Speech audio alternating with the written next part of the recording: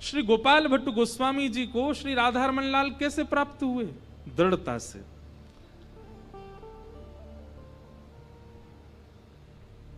सुनो, द्रविड़ देश में, दक्षिण भारत में, श्रीरंगम के पास के गांव में गोपाल भट्ट गोस्वामी जी का प्रादुर्भाव हुआ। आपके चाचा जी श्रीमन महाप्रभु, चैतन्य महाप्रभु के अनन्य शिष्य थे। इस कारण से बचपन से ही आपके भीतर भी भक्ति भाव प्रज्वलित था। बहुत ध्यानपूर्वक सुनो सब लोग। श्री गोपाल भट्ट गोस्वामी 11 वर्ष की आयु के थे जब केवल, तब महाप्रभु जी का वहां आगमन हुआ और उन्होंने 4 महीना चातुर्मास वहां किया। ऐसा भक्तमाल जी में मैंने पढ़ा कि जब महाप्रभु जी बैठकर के प्रवचन करते थे तो 11 वर्ष की आयु में सामने बैठकर के श्री गोपाल भट्ट गोस्वामी जी नेत्रों से अविरल नीर बहाते और जाकर के दंडवत प्रणाम करते और जिज्ञासा में केवल एक ही प्रश्न करते कि हमें ठाकुर के साक्षात दर्शन कब होंगे। महाप्रभु जी इतने प्रसन्न हो जाते कि उनको उठा करके अपनी गोद में रखते। यही ऐसा ही प्रसंग आता है मीराबाई का। मीराबाई रोज आ जाती है कथा में। पहले दिन ही हमारे बी पराग जी ने हमको छेड़ दिया, बोले अगले साल महाराज जी मीरा चरित्र। अब मेरा आधा चरित्र तो मैं यहीं सुना गया हूं इसी साल ही। मीराबाई के प्रसंग में आता है कि मीराबाई जब अपने पिताजी के यहां रहती थी तो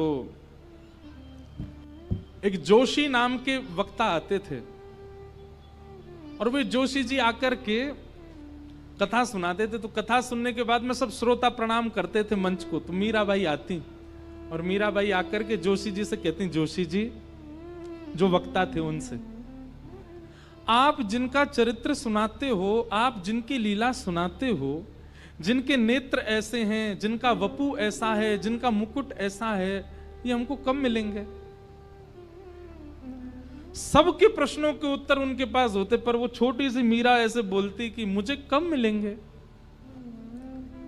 जोशी जी स्तब्ध हो जाते और बस बचने के लिए कि अब इसको क्या उत्तर दूं, छोटी सी बालिका है, ऐसे ही व्यास मंच से हाथ फिर कहते मिलेंगे तुझको जरूर। वो बोलती कब मिलेंगे? मैं वही तो पूछ रही हूं, मिलेंगे कब? मिलेंगे, थोड़ी सी बड़ी हो जाओगी फिर मिलेंगे। ऐसे श्री गोपाल भट्ट गोस्वामी महाप्रभु जी उनको उठा के अपनी गोद में बैठा लेते। ऐसा उनका भक्ति भाव देख करके इतने प्रसन्न हो जाते। महाप्रभु जी कहते मुझे ठाकुर जी साक्षात कब मिलेंगे? महाप्रभु जी कहते कृपा होगी और निश्चित होगी, हमारा आशीष है, तुम्हें ठाकुर जी निश्चित प्राप्त होंगे। एक बात सदैव याद रखना बंधुओं, ठाकुर की सेवा बिना आचार्य कृपा के यदि आप कर रहे हैं तो आपसे कोई ना कोई अपराध तो बनेगा। इसलिए हम सबसे प्रार्थना करते हैं कि ठाकुर सेवा करो, पर उसके साथ साथ आचार्य चरणों के रसिक जनों की वाणी सुनते रहा करो, क्योंकि वहां बताए गए भाव से ही आपकी जो सेवा है वो सिद्ध हो सकती है। नहीं तो आप कोई अपराध कर बैठोगे। चाहे वो रूप सनातन गोस्वामी हो, चाहे मधु पंडित पाद हो, चाहे आज गोपाल भट्ट गोस्वामी हो, सबके चरित्र में आपको एक चीज मिलेगी कि सबने रसिकों का संग किया, आचार्य संग किया।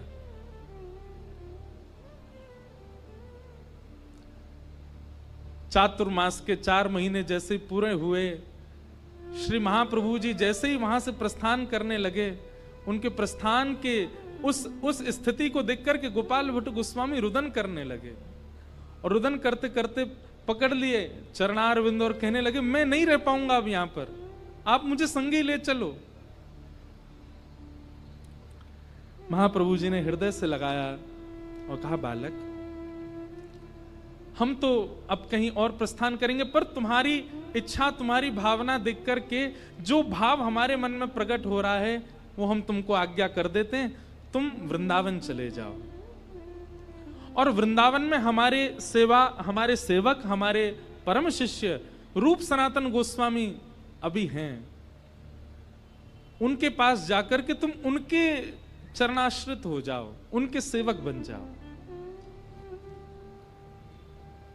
गोपाल भट्ट गोस्वामी वृंदावन आ गए और रूप सनातन गोस्वामी जी के साथ में आप श्री राधा माधव का नित्य चिंतन करते थे, उनके प्रवचनों को सुनते थे। और सुनते सुनते ऐसी स्थिति हो गई कि आपने भी कई सुंदर सुंदर ग्रंथों का अवलोकन किया, कई सुंदर ग्रंथों का निर्माण किया। एक बार आप दर्शन के लिए नेपाल गए और नेपाल में गंडकी नदी का जो प्रारंभ होता है दामोदर कुंड, वहीं पर ही शालिग्राम भगवान प्राप्त होते हैं। आपने जाकर के मनोवांछित इच्छा से अपनी सेवा का स्वरूप मांगा और श्री शालिग्राम भगवान आपको प्राप्त हुए।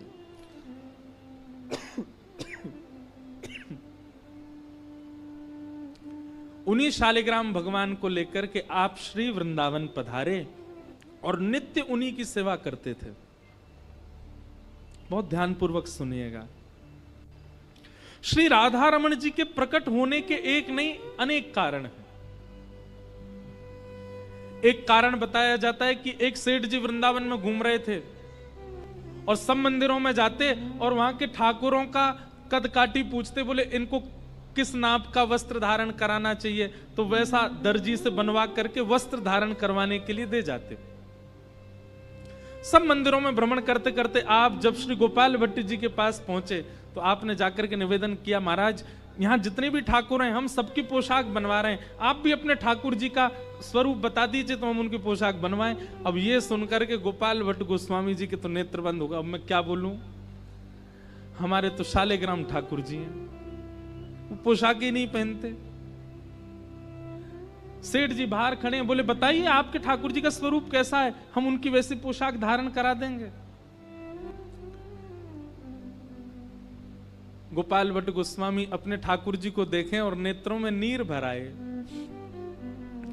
और प्रार्थना करने लगे, नाथ याचक तो आया है देने के लिए वस्त्र, लेकिन मैं कैसे बताऊं मेरे ठाकुर की कमर ही नहीं है, मैं कैसे कहूं मेरे ठाकुर की भुजा ही नहीं है, मैं कैसे कहूं मेरे ठाकुर का वक्ष ही नहीं है, मेरे ठाकुर जी के चरण ही नहीं है, हैं तो सब पर मैं धारण कैसे कराऊं नाथ आपको।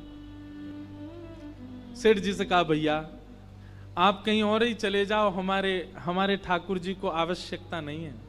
सेठ जी बोले नहीं नहीं आप बताइए ना, आप संकोच मत करिए, जैसे भी ठाकुर मैं बना के दूंगा। गोपाल भट्ट गोस्वामी बोले हम तुमसे कह रहे हैं ना कि हमें आवश्यकता नहीं, चले जाओ। पहली वेदना का कारण प्रकट हुआ गोपाल भट्ट गोस्वामी जी के चित्त में। और नित्य अपने ठाकुर जी की सेवा करते करते कहते, नाथ सब श्रृंगार करते मुझे अधिकार नहीं है, क्यों?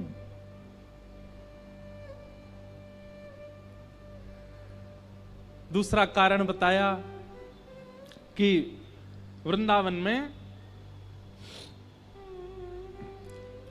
कहीं कथा चल रही थी और वहां कथा में सुंदर हिंडोला उत्सव हो रहा था, क्योंकि समय था हिंडोला का, सब अपने अपने ठाकुरों को हिंडोला झुला रहे थे। तभी गोपाल भट्ट गोस्वामी जी के मन में आया कि हम भी अपने ठाकुर जी का हिंडोला उत्सव करें। तो जैसे सबको बुलाया जाता है ऐसे गोपाल भट्ट गोस्वामी पूरे वृंदावन में सब आचार्यों को निमंत्रण दिया, सब आइए हम भी अपने ठाकुर जी का हिंडोला उत्सव करेंगे। सब आचार्य आए, रूप सनातन गोस्वामी आए, सब आचार्यों के बीच में श्री हितरवंश महाप्रभु के परम शिष्य श्री हरिराम व्यास जी भी आए। अब सब आचार्य जन आकर के बैठ गए और यहां गोपाल भट्ट गोस्वामी जी झूला कर रहे थे। झूला करते करते अब आचार्य अपने अपनी बधाई उत्सव गावे, सब लोग अपने अपने पद गावे। हरिराम व्यास जी आए, हरिराम व्यास जी से कहा हमारे ठाकुर जी झूला झूलना है, आप भी कोई पद गाओ। हरिराम व्यास जी ने झूला की ओर देखा झूला की ओर देख के बोले गा दूं? बोले हाँ गा दीजिए। झूले रे झूले मेरे गंडकी नंदन, झूले रे झूले मेरे गंडकी नंदन, झूले रे झूले मेरे गंडकी नंदन, झूले रे झूले मेरे। जैसे ही कहा गंडकी नंदन, गोपाल भट्ट गोस्वामी जी के नेत्र खुले। बोले ये क्या बोल रहे? इन्होंने यशोदा नंदन नहीं कहा, इन्होंने देवकी नंदन नहीं कहा, इन्होंने नंद नंदन नहीं कहा, क्या करें? गंडकी नंदन। गंडकी नदी से प्रकट होते हैं शालिग्राम। झूले रे झूले मेरे गंडकी नंदन, झूले रे झूले। 3-4 बार तो एक ही गाने लगे तो सब आचार्य बोले आगे तो गाओ। आहा, स्वरूप कैसा है इनका। अब हरिराम व्यास जी जो है ना, हमारे ब्रज के थोड़े विनोदी स्वभाव के, मजाक किया थे, वो गा रहे हैं। मानहु भट्टा कढ़ी में बोरे, मानहु भट्टा कढ़ी में बोरे, अंग लगायो चंदन चंदन, अंग लगायो। हरिराम व्यास जी बोल रहे हैं, बोले ऐसे लग रहे हैं जैसे बैगन को कढ़ी में बोर दिया हो। तो कढ़ी में बैगन बोर दो तो उसके जहां से बोरा गया है वहां कढ़ी लग जाती तो पीरो पीरो लग जाए। इनके शालिग्राम भगवान के ऊपर चंदन बिल्कुल ऐसा ही लग रहा है जैसे मानो कोई बैगन के ऊपर कढ़ी डाल दी हो। अब ये सुन करके तो गोपाल भट्ट गोस्वामी जी को और बुरा लगा। बोले ऐसे क्यों बोल रहे हैं भाई, सबको अपने ठाकुर प्रिय हैं। आचार्यों ने कहा और गाओ और गाओ।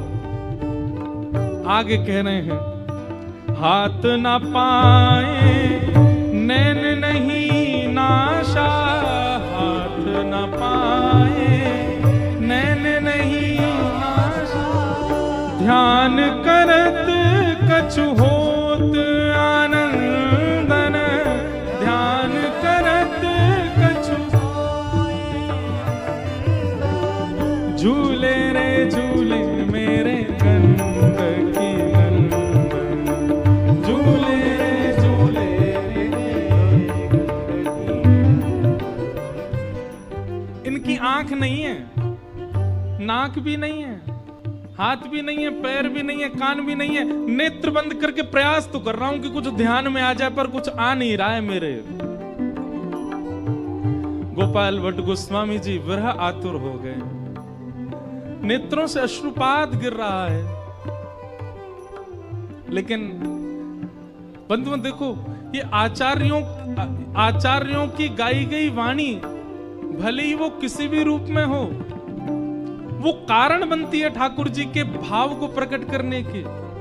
किसी के चित्त में आचार्य वाणी प्रेम प्रकट कर देती है, किसी के चित्त में आचार्य वाणी विरह प्रकट कर रही है। हम आप होते तो हम तो गुस्सा हो जाते, पर गोपाल भट्ट गोस्वामी केवल विरह भाव आतुर होते जा रहे हैं और अपने तिरछी नजर से ठाकुर जी को देखते जा रहे हैं। शालिग्राम भगवान को देख के सोच रहे हैं और करवा लो आप, और विरह दे लो मुझको आप। ये सब आचार्यों की गलती नहीं, आप ही करवा रहे हो। हरिराम व्यास जी कहते हैं, जालंधर और वृंदावल्लभ, जालंधर और गावे व्यास कहाँ कहीं छंदन, गावे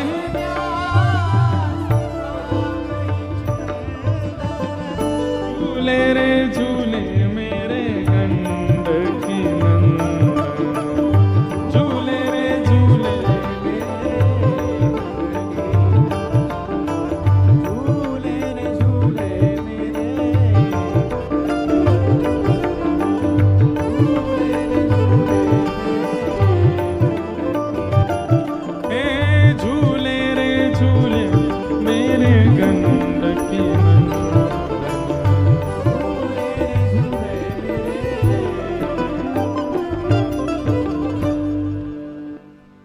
बोल राधा रमण लाल की जय। आज कथाक्रम के इस भाव में श्याम बाबा के सुंदर संकीर्तन करके जो उनको रिझाते हैं, ऐसे श्री कन्हैया मित्तल जी पधारे हैं। बहुत बहुत स्वागत, अभिनंदन। वैसे तो स्वागत इनको करना चाहिए, हम आए हैं ब्रज से लेकिन अभी चंडीगढ़ बाहर है, जे तो कहा है ये वृंदावन है, तो ये वृंदावन आए इसलिए इनका स्वागत। बहुत बहुत अभिनंदन। आज ठाकुर जी को जन्मोत्सव है। ध्यान पूर्वक सुनो सब लोग। तो पहले तो आंच लगी चुकी थी हृदय में जिस दिन वो सेठ आकर के कह के गए कि पोशाक दे दें। अब कहां से पोशाक लें, ठाकुर जी तो शालिग्राम में। और दूसरी कसर पूरी कर दी आज हरिराम व्यास जी ने। हरिराम व्यास जी ने तो महाराज ऐसो पद गायो, झूले रे झूले मेरे गंड की नंदन, मानो भटा कढ़ी में बोरे, अंग लगायो चंदन, झूले रे झूले मेरे गंड की नंदन। और ऐसो कह करके बोलो गंड की नंदन भगवान की जय कह करके हरिराम व्यास जी चले गए वहां से और विरह वेदना में छोड़ गए श्री गोपाल भट्ट गोस्वामी को।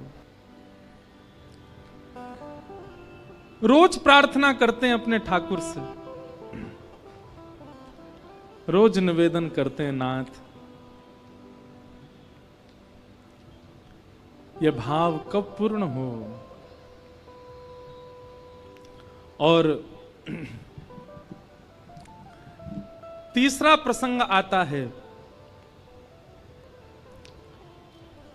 नृसिंह चतुर्दशी। बहुत ध्यानपूर्वक सुनिएगा।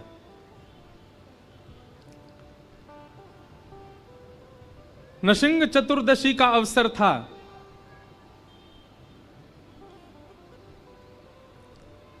और तभी गोपाल भट्ट गोस्वामी जी श्रीमद् भागवत में नृसिंह भगवान के प्रादुर्भाव की कथा सुन रहे थे। योऽन्तः प्रविश्य मम वाचमिमां प्रसुप्तां संजीवयत्यखिल शक्तिधर स्वधाम्ना। नाथ, आप सभी प्राणी मात्र के हृदय में प्रवेश करके भक्ति भाव जागृत करते हैं और प्रहलाद जैसे भक्त के लिए आप खंभ से भी प्रकट हो जाते हैं। स्तंभे सभाया नमृगम न मानुषम। प्रहलाद की भावना से भगवान खंभ भेदन करके नृसिंह रूप धारण करके प्रकट हो गए। जब इस भाव को आप अध्ययन कर रहे थे, पढ़ रहे थे नृसिंह चतुर्दशी वाले दिन, गोपाल भट्ट गोस्वामी जी तो ऐसे विरह आतुर हो गए, बोले कि आप ऐसा नहीं है कि आप प्रकट नहीं हो सकते, आप हुए हैं प्रकट, आप खंभ से प्रकट हुए हैं प्रहलाद के लिए। प्रहलाद के लिए खंभ से प्रकट हो सकते हैं, नाथ तो मेरे लिए शालिग्राम से क्यों नहीं हो सकते? मैं आपकी सेवा में कहां कमी चूक कर रहा हूं? एक बात याद रखिएगा बंधुओं, ठाकुर जी की प्राप्ति में उत्कंठा विशेष होती है। आप उत्कंठित कितने हो उनको प्राप्त करने के लिए। जैसे पानी की महिमा कौन बताता है? प्यास। भूख की महिमा कौन बताता है? भोजन की महिमा कौन बताता है? भूख। वैसे ही ठाकुर जी की महिमा पता चलेगी उत्कंठा से। जब तक उनके लिए उत्कंठित नहीं होगे, जब तक तड़प नहीं आएगी जीवन में, ठाकुर जी प्राप्त नहीं होते। हम लोग नाच लेते हैं, गा लेते हैं, कथा सुन लेते हैं, थोड़ा बहुत भाव मन में आ जाता है, बस उसी से ही हम लोग संतुष्ट हो जाते हैं। इस मात्र से ठाकुर जी प्राप्त नहीं होने वाले। उत्कंठित नहीं हुआ, वह व्याकुल नहीं हुआ, तब तक ठाकुर जी नहीं मिलेंगे। गोपाल भट्ट गोस्वामी जी को पहले तो वो सेठ जी ऐसा करके चले गए, फिर हरिराम व्यास जी के पद से उनका मन बड़ा क्षुभित हो गया। और तीसरी स्थिति आई जब आप नृसिंह चतुर्दशी वाले दिन भागवत जी में नृसिंह भगवान के प्रादुर्भाव की कथा सुनते हैं और तभी आपके मन में भाव आता है कि आप प्रहलाद के लिए खंभ से प्रकट होते हैं, मेरे लिए शालिग्राम से प्रकट नहीं हो सकते। ठाकुर जी को प्रणाम किया, वंदन किया, खूब नीर बहाए। बोले नाथ, मैं भी चाहता हूं आपका श्रृंगार करूं, मैं भी चाहता हूं आपकी आरती करूं, मैं भी चाहता हूं आपको भोग पधराऊं, ये सब तो करता हूं, पर श्रृंगार का एक विशेष भाव है। कस्तूरी तिलकम ललाट पटले वक्षस्थले कौस्तुभम नासाग्रे वरमौक्ति कंतर तले वेणु करे कंकणम सर्वांगे हरिचंदनम सुललितम कंठे च मुक्तावली गोपस्त्री परिवेष्टितो विजयते गोपाल चूड़ामणि। श्रृंगार की बड़ी लालसा है नाथ, मैं भी आपकी भुजा पकड़ूं, मैं भी चरण दबाऊं, मेरे भी नाथ त्रिभंग लली हों। इसी विरह वेदना में रात भर विरह आतुर विरह करते करते करते करते रात्रि में सो गए और प्रातः काल उठ करके स्नान ध्यान करके यमुना जी से लौट करके आए और जैसे ही आकर के अपने ठाकुर की सेवा में पहुंचे हैं तो रात्रि में शयन के समय जो ठाकुर जी को सुंदर सी चदरिया उड़ाई हती, देख रहे हैं कि वो चदरिया ऐसी चिपटी होनी चाहिए पर वो तो खड़ी भई है। गोपाल भट्ट गोस्वामी बोले ये चद्दर ऐसी खड़ी सी कैसे है गई है? आपके कुछ सेवक गण थे, सब आश्चर्यचकित हो गए, बोले ये चद्दर कैसे खड़ी है गई? तभी आपने जाकर के जैसे ही अपनी भुजा से उस वस्त्र को वहां से अनौसर किया, तभी देखते हैं त्रिभंग लली श्री राधा रमण लाल वहां पर विराजमान है। बोलो राधा रमण लाल की। पहला दर्शन करके तो श्री गोपाल भट्ट गोस्वामी मानो जैसे मूर्छा में आ गए हों।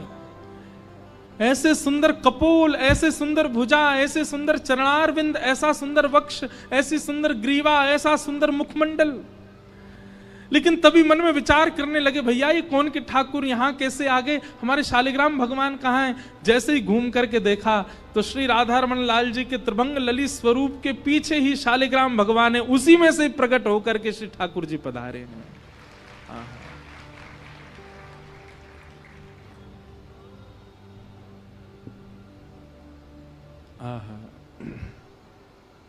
श्री राधा रमण लाल प्रकट भय हैं।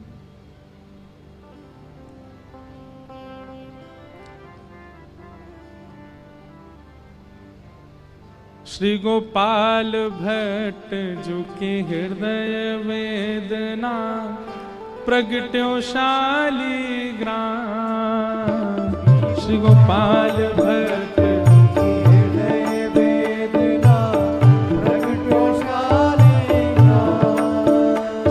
गोपाल भट्ट जो कि हृदय वेदना प्रगट्यो शालिग्राम। श्री गोपाल भट्ट जो कि हृदय वेदना प्रगट्यो शालिग्राम। और हृदय वेदना से शालिग्राम से प्रकट हुए। दूसरी बात, आप जब दर्शन करने जाते थे गोविंद देव जी का, मदन मोहन जी का, गोपीनाथ जी का, मन में भाव आता था मेरे ठाकुर ऐसे कैसे होंगे, मेरे ठाकुर इतने सुंदर कैसे होंगे। तो महाराज वृंदावन के जितने ठाकुर हैं सबन के अंश आ गए राधा रमण जी में। आप चरणन को दर्शन करो तो ऐसा लगेगा मानो कि श्री साक्षात गोविंद देव जी हैं। कटी भाग को दर्शन करो तो ऐसा लगे मदन मोहन जी हैं। मुखमंडल को दर्शन करो तो ऐसा लगे श्री गोपीनाथ जी हैं। तीनों के भाव से तीनों रूप एकाकार होकर के श्री राधा रमण लाल प्रकट हो गए। इसीलिए कहा रूप सुधा को खान हमारो, रूप सुधा को खान हमारो, रूप सुधा को खान हमारो, रूप सुधा को खान हमारो। और वृंदावन में सब ते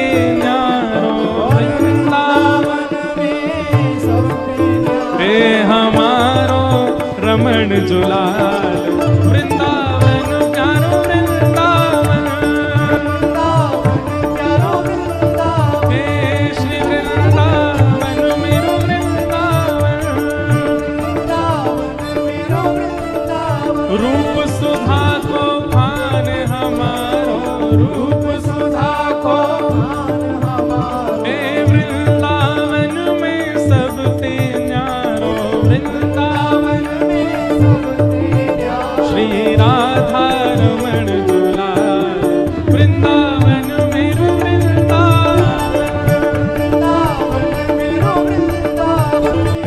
सब सखी मिल बलिहारी जावे, सब सखी मिल बलिहारी, सब सखी मिल बलिहारी जावे, क्यों चरण कमल की सेवा पावे, चरण कमल की सेवा पावे, चमन कमल की सेवा पावे, चरण कमल की सेवा पावे। और राधा रमण जी प्रकट भये तो बधाई तो चाहिए हमें, एक ही बधाई चाहिए। कहा हमें रखिए सेवादार, हमें रखिए सेवादार, ओ हमें रखिए सेवादार, हमें रखिए सेवादार। बधाई बाज रही, बधाई बाज रही, हे बधाई बाज रही, बधाई बाज रही, ओ हमें रखिए सेवादार, हमें रखिए सेवादार, ओ हमें रखिए सेवादार, हमें रखिए सेवादार। हे बधाई बाज रही, बधाई बाज रही, हाँ बधाई बाज रही, बधाई बाज रही। ओ आयो राधा रमण जुलाल, आयो राधा रमण जुलाल, ओ आयो राधा रमण जुलाल, आयो राधा रमण जुलाल। हे बधाई बाज रही, बधाई बाज रही, हे बधाई बाज रही, बधाई बाज रही। गोपाल भट्ट झुकी हृदय वेदना, प्रगट्यो शालिग्राम, गोपाल भट्ट झुकी हृदय वेदना, प्रगट्यो शालिग्राम। हाँ, रूप सुधा को खान हमारो, रूप सुधा को खान हमारो, रूप सुधा को खान हमारो, रूप सुधा को खान हमारो। ओ प्यारो राधा रमण जुलाल,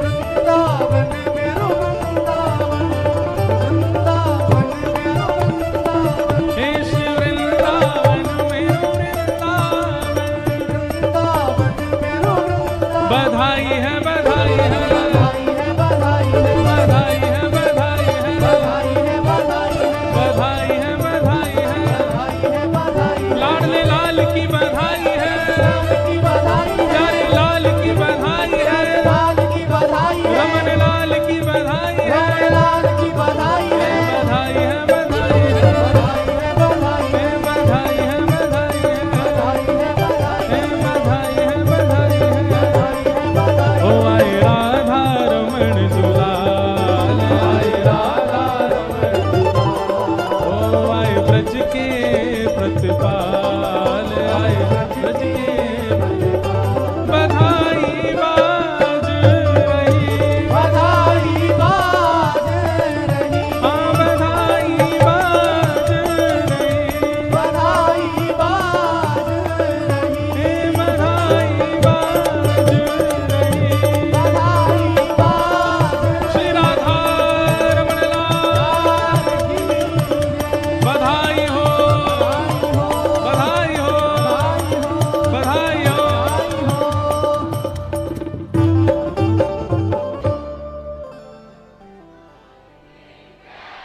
श्री गोपाल भट्ट गोस्वामी जी महाराज की विराजो। हाँ भैया बैठ जाओ। श्री राधा रमण लाल को प्राकट्य भयो, पूरे ब्रजमंडल में आनंद है गयो। हम ब्रजवासीन को हमारे चौथे निधि के रूप में श्री राधा रमण लाल प्राप्त भय। बंधुओं, श्री राधा रमण लाल जी ने अपने साक्षात उपस्थिति का अनुभव कराया श्री गोपाल भट्ट गोस्वामी को। श्री लाल जी प्रकट हो गए तो लाल जी के प्रादुर्भाव के बाद उनकी सेवा का विस्तार हुआ। बहुत ध्यान से सुनना। तो सेवा के विस्तार के रूप में, अब प्राचीन भारत में उस समय पर इतनी व्यवस्था तो होती नहीं थी, तो श्री गोपाल भट्ट जी ने एक सेठ जी से कर्जा लिया राधा रमन जी की सेवा के लिए, और जो अवधि बताई थी देने की वो नहीं दे पाए। तो वो सेठ खूब नाराज हो रहे थे, बोले आज हम जाएंगे गुसाई जी से लेके आएंगे, हमारा धन जितना भी है सब देना पड़ेगा इनको। और सेठ जी ने ऐसा मन बनाया था कि कल सुबह भोर में जाएंगे और गोपाल भट्ट गोस्वामी के पास जो मिल जाएगा ले आएंगे। श्री राधा रमन लाल जी को रात भर निद्रा नहीं आई और मन में विचार करने लगे कि सुबह सुबह अगर ये आ जाएंगे और आकर के गोसाई जी को परेशान करेंगे, गोस्वामी जी से आकर के कहेंगे धन दो, हमारी सेवा कैसे हो पाएगी। बंधुओं एक बात याद रखिए, ठाकुर जी जब सेवा में रहते हैं ना, तो जितना चाव आपको सुबह सुबह उठ करके उनको देखने का होता, उनको भी होता है कि आज ही कैसो नहा धो के तैयार है कि आवेगो मेरे पास। ठाकुर जी को भी हमको देखने का चाव रहता है। इसलिए सेवा में जब जाओ ठाकुर जी की, में कई लोगों को देखा वो बहुत सहज भाव से सेवा में नाइट ड्रेस में चले गए सेवा में, ऐसे नहीं। ठाकुर जी आपको देखने के लिए लालायित रहते हैं। सुबह सुबह जब आप सेवा में जाते हैं तो बहुत सुंदर बन के जाओ, इत्रादि लगा करके बढ़िया सुंदर व्यवस्थित होकर के तब ठाकुर जी को जगावे जाओ। हमको कोई उठाने आ जाए हौवा सा बन के, कितना अजीब लगे। लेकिन भाई सुबह सुबह जिसका मुख देखते हैं पूरा दिन वैसा ही निकलता है। सुबह सुबह कोई ऐसा दिख जाए और पूरा दिन खराब जाए तो हम कहते हैं सुबह इसी का ही मुख देखा था हमने। तो सेवक को भी चाहिए कि वैसे तो सामान्य रहे, पर जब सेवा में जाए, अब वो कहें हम घर में ही तो हैं, कहीं जाना नहीं है, क्या पहने, नहीं, सेवा में जब जाओ तो नए वस्त्र पहन के जाओ, भले ही सेवा के बाद उतार दो, पर ठाकुर जी के सामने बिल्कुल सुंदर बन के जाओ। क्योंकि ठाकुर जी को भी रात भर प्रतीक्षा होती है कि सुबह ये आवेगो, कैसो लगेगो।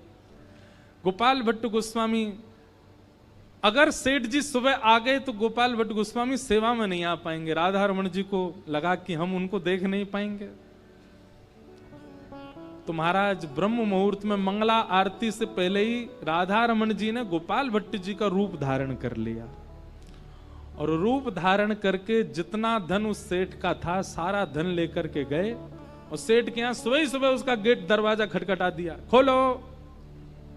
सेठ जी निकल करके आए, बोले अरे हम तो आज आपके पास ही आने वाले थे। बोले ये लो पकड़ो अपना धन सारा, अब नहीं आना हमारे पास, आओ तो दर्शन करने आना और परेशान नहीं करना हमको ज्यादा। मतलब राधा रमन जी मानो ये कहना चाह रहे हैं गोपाल भट्ट जी को परेशान मत करना, हमारे सेवक हैं। ठाकुर जी बहुत प्रेम करते हैं अपने अर्चक से।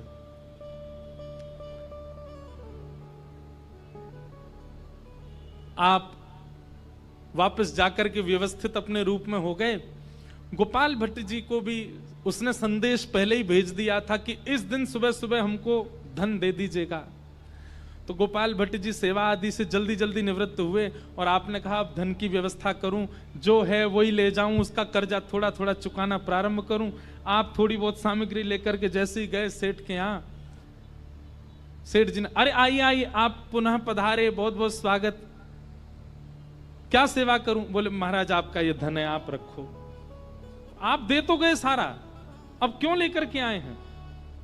गोपाल भट्ट गोस्वामी बोले हम कब दे गए आपका धन, अभी तक तो दिया नहीं, और जो अवधि थी उस पर भी नहीं दिया, अब उसके बाद हम थोड़ा बहुत देने आए हैं, आप रख लीजिए। सेठ जी बोले आज सुबह सुबह आप आए थे, ये देखिए पूरी पोटली दिखाई, सारा धन आप दे करके चले गए। गोपाल भट्ट गोस्वामी बोले मैं तो आया ही नहीं, मैं तो सुबह मंगला से सेवा से अभी निवृत्त होके आया हूं। सेठ जी बोले भगवान अब मुझसे आप ऐसे आनंद मत लीजिए, आप सुबह सुबह आए थे, आकर के आपने ये भी कहा था कि ये लो धन रखो अपना और हमको परेशान मत करना ज्यादा। गोपाल भट्ट जी के नेत्र बंद हो गए, सेठ जी को हृदय से लगा लिया और कहा, बोले तुम्हारे द्वार साक्षात श्री राधा रमन लाल ही आए थे और वही ये धन दे करके गए, इसको संभाल करके रखना, इसको व्यवस्थित कर लेना, कभी खर्च मत करना। हमारे ठाकुर ही आए थे रूप धारण करके। इतना प्रेम करते हैं। कभी कभी मुझे लगता हम प्रेम करते हैं ठाकुर जी से कि ठाकुर जी प्रेम करते हैं हमसे। आप जैसी रोटी बना दो पा लेंगे, जैसो भोग लगा दो पा लेंगे, जैसो श्रृंगार कर दो पहन लेंगे।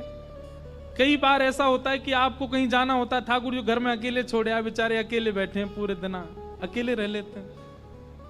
जो व्यवहार हम ठाकुर जी के संग करते हैं, कभी किसी अपने के संग करके देखो, पता चल जाएगी आपको। कभी किसी अपने किसी बहुत प्रिय को घर अकेला छोड़ के चले जाओ, कभी किसी अपने बहुत प्रिय को, जैसे ठाकुर जी को आप चना चनौरी खवा देते 3-4 दिन, ऐसे खवा दो, 4 दिन बेटा चनौरी पे ही रह, तू रहेगा? वो नहीं रह सकता। अपनो मानो नहीं है, यही मारे हमसे कोई ना कोई बाधा या कोई ना कोई व्यवधान सेवा में बनता है। ऐसे श्री गोपाल भट्ट गोस्वामी जी के हृदय के श्री ठाकुर जी, प्यारे राधा रमण लाल। राजत वनमालम रूप रसालम राधारमण हरे हरे। राजत वनमालम रूप रसालम राधारमण हरे हरे। राधारमणं हरे हरे। राधारमणं हरे हरे। गोरज मुख लसितं भक्त चित्तवसितं राधारमणं हरे हरे। राधारमणं हरे हरे। ब्रज जन प्रियतम बाल मुकुंदम राधारमणं हरे हरे। राधारमणं हरे। ऐसे श्री राधारमण लाल, उन्हें हम बारंबार वंदन करते हैं, प्रणाम करते हैं, नमन करते हैं। उनके प्रादुर्भाव की आप सबन को बधाई हो, बधाई हो, बधाई हो। श्री